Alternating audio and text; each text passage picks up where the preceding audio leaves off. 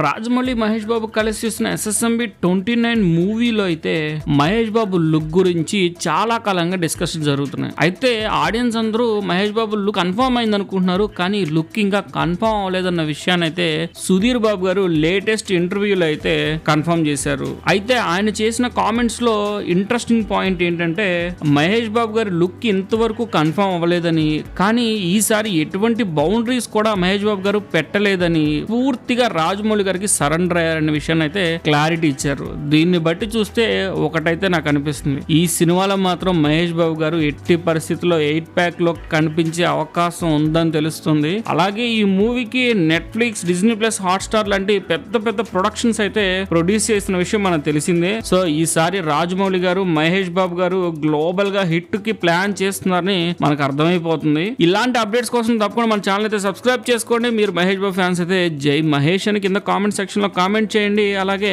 Channel ని subscribe చేసుకోవడం మర్చిపోకండి. వీడియో అయితే లైక్ చేశారండి.